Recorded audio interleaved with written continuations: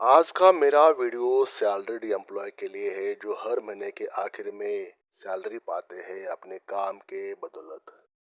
मतलब हर महीने के आखिर में उनको एक मैसेज मिलता है, your salary has credited, your salary has been credited. तो स्टेट गवर्नमेंट के एम्प्लॉय, सेंट्रल गवर्नमेंट के एम्प्लॉय, प्राइवेट फर्म के या जो भी आप जॉब करते हो, जहाँ पे भी आप काम करते हो, प्राइवेट हो या गवर्नमेंट सपोर्टेड हो, तो हर महीने के आखिर में सभी की सैलरी आ जाती है। तो वो सैलरी आने का जो नोटिफिकेशन होता है, उसके साथ साथ ही आपके दोस्त के, आपके रिलेटिव्स के फोन भी या मैसेज भी आते हैं कि भाई अभी पैसे लौटा दो, अभी सैलरी आ चुकी होगी या सैलरी आ चुकी है। कभी कभी जिंदगी उस ट्रेन जैसी लगती है जो हर महीने स्टेशन पर रुक जाती है। उस ट्रेन का नाम होता है सैलरी डे, मतलब महीने का 30 तारीख या महीने की 30 या 31 तारीख ट्रेन आती है, मतलब सैलरी आती है, कुछ देर ठहरती है और फिर पटरियों पर आगे निकल जाती है। उस ट्रेन से हम अपना सारा सामान उतारने की कोशिश करते हैं।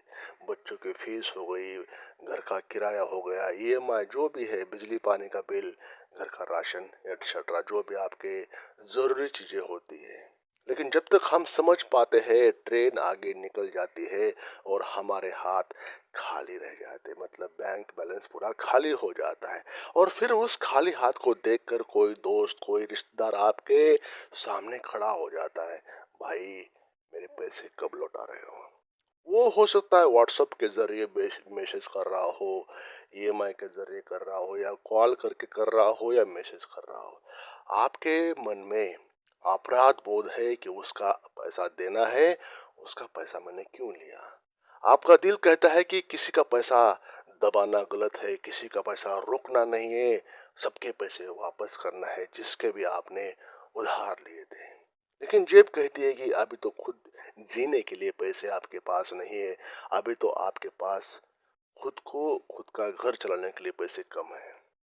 ये स्थिति वैसे ही जैसे समंदर में नाव लेकर निकलना और बीच में तूफान आ जाना। आपके हाथ में पतवार है, नाव भी मजबूत है, लेकिन लहरें इतनी तेज है कि आपको किनारा ही दिखाई नहीं देता। दोस्तों, ये कहानी हर किसी सैलरी एम्प्लॉय की है जो हर महीने के आखिर में पैसे पाता है अपने जॉब के तहत, अपने काम के तहत। हर महीने के आखिर में, जैसा कि मैं स्टार्टिंग में कहा था, 30 या 31 तारीख को आता है। सैलरी वाले इंसान की, हर दूसरे इंसान की यही प्रॉब्लम है कि अगर आपने किसी से उधार लिए, तो वो भी कॉल उसी दिन आएगा जिस दिन आपकी सैलरी आती है अकाउंट में। तो दोस्तों, उस कश्मकश में इंसान रह जाता है कि किसी के पैसे होल्ड करने का मन तो होता नहीं है, लेकिन घर की जिम्मेदारियां उसे रोक देती है। घर की जिम्मेदारियां उसको मजबूर कर देती है कि सामने वाले इंसान की बात सुने, सामने वाले मैसेजेस का जवाब दे, या सामने वाले इंसान को सुने। तो दोस्तों, वीडियो को लाइक करें, चैनल को सब्सक्राइब करें, साथ ही साथ बेल आइकन को प्रेस करना न भूलें। वीडियो का पॉइंट नंबर 1, सैलरी लाइफ की छुपी हुई सच्चाई। हर महीने सैलरी आने का मतलब होता है उम्मीद की एक नई किरण, लेकिन जैसे ही सैलरी आ जाती है आपके अकाउंट में, पैसे का भाव वैसा ही हो जाता है जैसे किसी खेत में बाढ़ का पानी घुस जाना। आपकी ईएमआई निकल जाती है, किराया चला जाता है, बच्चों की फीस, स्कूल की फीस जो भी होती है वो भी देनी पड़ती है। घर में कोई बीमार है, माँ बाप होते हैं, जो भी कोई ना कोई बीमार चलता है अगर, तो उसका भी खर्चा, उसका इलाज का खर्चा अलग निकालना पड़ता है। और हर महीने के बीच तक आते आते हाथ में केवल खाली जेब रह जाती है। फिर कोई अचानक खर्च, किसी की शादी हो, घर की बीमारी, या कोई फेस्टिवल, तो सारे प्लान यहाँ पे बिगड़ जाते हैं, फेल हो जाते हैं। ये वही जगह है जहाँ हम उधार लेने का रास्ता चुनते हैं। मतलब महीने के बीच में आपको उधार लेने की नौबत आ जाती है, आ सकती है। नंबर 2, उधार लेने का मनोविज्ञान। जब आप किसी से पैसे उधार लेते हैं तो आपका दिमाग एक झूठा भरोसा देता है, सैलरी आते ही लौटा दूंगा। दोस्तों, इस वीडियो में बहुत ही प्रैक्टिकल, इमोशनल बातें हो रही है, सच्ची बातें हो रही है जो हर सैलरी एम्प्लॉय से परेशान है। लेकिन ये सोच उतनी ही खतरनाक है जितना रेत पर मकान बनाना, मतलब सैलरी आते ही लौटा दूंगा वाला रेत पर मकान बनाना, क्योंकि सैलरी पहले से ही बटी हुई होती है, सैलरी पे सारे काम फिक्स हो चुके होते हैं कि उसका क्या करना है, सैलरी आते ही निकल जाती है। जैसे नदी का पानी प्यास बुझाने से पहले ही बह जाता है, और जब 30-31 तारीख को वो दोस्त कॉल करता है, तब आपको शर्म आती है उसका कॉल पिकअप करने के लिए, और ग्लानि भी आ जाती है। तो दोनों एक साथ दिल को मानो काट लेते हैं। नंबर 3, दोस्त और रिश्तेदार बैंक से क्यों है खतरनाक। दोस्तों, अब आप सोच सकते हैं कि बैंक से उधार लेना खतरनाक है क्योंकि ब्याज लगता है, लेकिन दोस्तों, असली खतरा ब्याज में नहीं है बल्कि इज्जत में है। आपकी इज्जत नहीं बचेगी ऐसे दोस्तों से पैसा लेने से, ऐसे रिश्तेदारों से पैसा लेने से। बैंक का क्या तरीका क्या होता है, रिमाइंडर भेजेगा, इंटरेस्ट लेगा, लेकिन आपकी इज्जत को चोट नहीं पहुंचाएगी बैंकर्स। और रिश्तेदार, दोस्त क्या करेंगे, बार बार कॉल करेगा, व्हाट्सएप ग्रुप में मैसेज करेगा, सोशल मीडिया पर ताने मारेगा, और लोगों के बीच आपका मजाक भी उड़ाएगा साथ साथ। यानी बैंक आपके पैसे लेगा, लेकिन रिश्तेदार आपकी इज्जत भी लेंगे और पैसे भी लेंगे। इसका मतलब ये नहीं कि पैसे छोड़ने वाले हो, पैसे भी लेंगे, साथ ही साथ आपकी इज्जत भी दांव पे लग जाएगी, ऐसा मेरा कहना है, ऐसा मेरा मानना है। 4 नंबर वीडियो का पॉइंट। तो इस अनुभव से हमें क्या सीख मिल जाती है। उधार लेने का मतलब है रिश्तों में दरार डालना। पैसा कभी भी भावनाओं से बड़ा नहीं होना चाहिए। दोस्ती और रिश्तेदारी बचानी है तो उधार से दूरी रखनी चाहिए। नंबर 5, फाइनेंशियल सॉल्यूशन क्या है। अब क्या करना चाहिए आपको। आपको सबसे पहले खुद के ऊपर काम करना पड़ेगा, इंट्रोस्पेक्शन करना पड़ेगा, सोचना पड़ेगा खुद के बारे में, और कुछ ऐसे स्टेप्स लेने पड़ेंगे जो अभी तक आपने अपने लाइफ में नहीं लिए हैं। सबसे पहला आपको करना है इमरजेंसी फंड बनाना। अभी तक नहीं किया है आपने तो आपको आज से करना पड़ेगा। उसको कहते हैं आकस्मिक निधि बनाना। सोचिए, आपका बटुआ एक ढाल है, अगर ढाल मजबूत है तो कोई वार आपको नहीं गिरा सकता। सैलरी का 10% हर महीने बचाइए, इसे अलग अकाउंट में रखिए। धीरे धीरे 6 महीने की सैलरी जितना इमरजेंसी फंड तैयार हो जाएगा। आपको फिर से दोबारा कोई कर्ज लेने की नौबत नहीं आएगी कुछ कोई भी आकस्मिक समय में। इससे अचानक खर्च आने पर आपको उधार की लेने की जरूरत ही नहीं पड़ेगी, फिर किसी दोस्त या बैंक से या रिश्तेदार से पैसा मांगने के। नंबर 2 का काम करना है बजट बनाना, खर्च पर लगाम लगाना। सैलरी को ऐसे समझे जैसे एक पानी का टैंक, अगर नल खुले छोड़ देंगे तो पानी जल्दी खत्म हो जाएगा। जरूरी खर्च है जैसे घर का रेंट, ईएमआई होती है, बच्चों की फीस, आप राशन इसको स्कीप नहीं कर सकते। जो खाने पीने की चीजें होती है जो डेली लगती है उसको आप स्कीप नहीं कर सकते। लग्जरी शॉपिंग पर आप बाद में सोचिए जब आपके फाइनेंसेस इंप्रूव हो जाते हैं। 50-30 रूल यहाँ पे अपनाइए। 50% जरूरत पर, 30% अपनी इच्छाओं पर, और 20% बजट पर। नंबर 3, साइड इनकम के बारे में सोचना शुरू करें। अगर आपकी सैलरी ही एक ही इनकम है तो आपको और कुछ करना पड़ेगा जिस कारण आपके अकाउंट में पैसे आ जाए। कुछ भी ऐसा काम कीजिए जो सैलरी के अलावा, मेन स्ट्रीम के अलावा आपके पास पैसे ला कर दे। देखिए, आज के ज़माने में, आज के समय में बहुत कुछ कर सकते हैं, बस आपको थोड़ा सा यहाँ पे सोचना ज़रूरी है। यहाँ पे थोड़ा अपना आईक्यू यूज़ करने की ज़रूरत है, मतलब दिमाग यूज़ करने की ज़रूरत है। हर चीज़ आजकल पॉसिबल है अगर सही सही आपको नॉलेज हो और सही सही आप करते हो तो। डिजिटल ज़माना है, फ्रीलांसिंग कर सकते हैं, पार्ट टाइम टीचिंग कर सकते हैं, ऑनलाइन सेलिंग कर सकते हैं, डिजिटल सी स्किल सीखो, कोई उससे भी पैसा बन जाता है। देखो, ये समय तो लेगा लेकिन सोचना पड़ेगा आपको। मेन सैलरी के अलावा आपको कुछ ना कुछ ऐसे काम करने पड़ेंगे जो आपको सीधे तौर पर पैसे देगी, ताकि भविष्य में ऐसी ऐसी गलतियाँ, ऐसी चूक ना हो। क्योंकि पैसा बड़ा बलवान, वक्त बड़ा बलवान। एक्स्ट्रा इनकम आपको मजबूती मजबूती देगा और मजबूरी से बचाएगा। नंबर 4 है बोरोइंग रूल्स अपनाएं। उधार लेना, उधार ही उतना उधार ले जितना 100% समय पर चुका सके।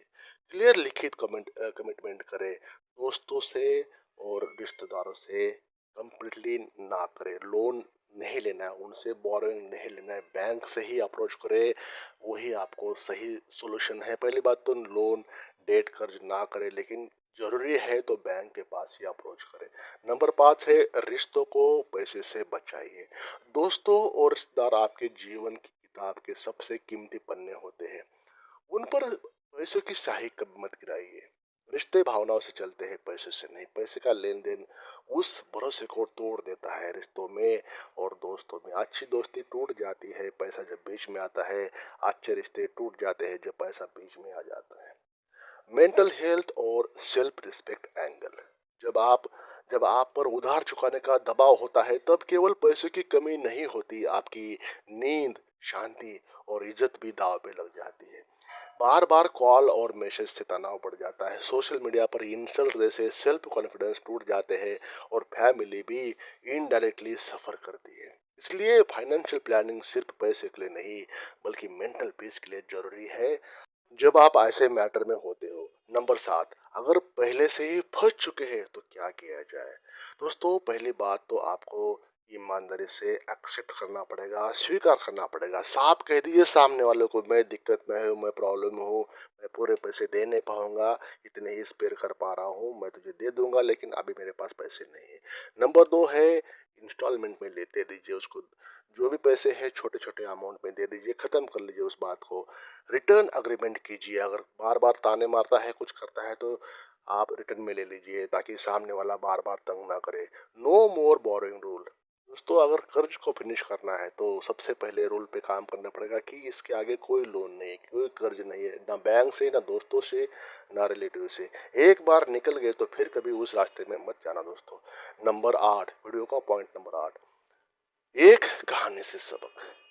ऐसे कहानी होती है तो इससे सबक लेना बहुत जरूरी है, नहीं तो साइकिल बन जाएगा आपका, बार बार वही साइकिल बन जाएगा, रिपीट हो जाएगा। एक बार कर्ज से निकलने के बाद फिर दोबारा ऐसे ट्रैप में नहीं आना, दोबारा किसी के चंगुल में नहीं आना है। जो पैसे अभी है देते रहो, फिनिश करते रहो। कल्पना कीजिए कि आप एक बगीचे में है, उस बगीचे में दो पेड़ है। पहला पेड़ है सेल्फ रिस्पेक्ट का, दूसरा है बोरोइंग का। अगर आप बोरोइंग के पेड़ को पानी देंगे तो वो जहरीला फल देगा, शर्म होगी, तनाव होगा और रिश्तों में दरार बार बार। लेकिन अगर आप सेल्फ रिस्पेक्ट को पेड़ को पानी देंगे, बचत करेंगे, बजटिंग करेंगे, साइड इनकम बनाएंगे तो वो पेड़ मीठे फल देगा, शांति होगी, सम्मान होगा और खुशी रहेगी जीवन में।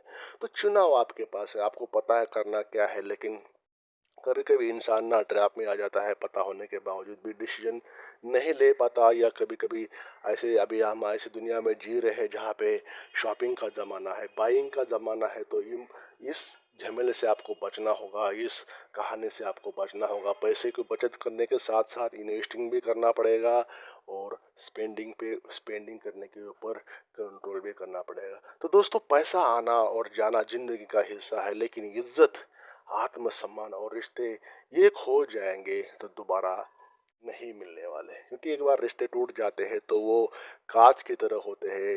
अगर कांच नहीं जुड़ सकता, वो जोड़ कहलाता है। तो रिश्ते का मनमुटाव हो जाता है तो वो जोड़ ही कहलाएगा। आज मैंने बताने की कोशिश की है आपको इस वीडियो के माध्यम से कि पैसा, सैलरी वाले इंसान की क्या हालत हो जाती है जब वो एक ही स्ट्रीम पे डिपेंड रहता है। महीने के आखिर तक, आखिर में पैसे आते हैं लेकिन पैसे बचते नहीं है उसके पास, क्योंकि ज़रूरतें बढ़ गई, रिस्पॉन्सिबिलिटीज बढ़ गई और पैसे का जो स्ट्रीम है, पैसे का जो फ्लो है उतना ही है जितना कि 10 साल पहले था या 5 साल पहले था। तो कहने की बात है कि उधार लेने से बचिए, फाइनेंशियल डिसिप्लिन अपनाइए और अपने रिश्तेदारों को पैसे की आग में मत जलाइए। पैसे बहुत अच्छे होते हैं अगर उसका सही इस्तेमाल किया जाए तो। पैसे से बड़ा अच्छा दोस्त कोई नहीं है अगर वो आपके फेवर में है तो आज ही संकल्प लीजिए, सैलरी चाहे जितनी भी हो पर अपनी लाइफ का कैप्टन खुद बनना है आपने। न किसी दोस्त को परेशान करना है, न खुद परेशान होना है। तो दोस्तों अगर ये वीडियो आपके मन में कुछ स्पार्क जनरेट कर पाया पैसे के बारे में, पैसे सेविंग के बारे में, इन्वेस्टिंग के बारे में या फाइनेंशियल फ्रीडम जनरेट करने के बारे में, इस वीडियो को शेयर करें, वीडियो को लाइक करें। सब्सक्राइब नहीं किया तो सब्सक्राइब करना न भूलें। थैंक यू, धन्यवाद।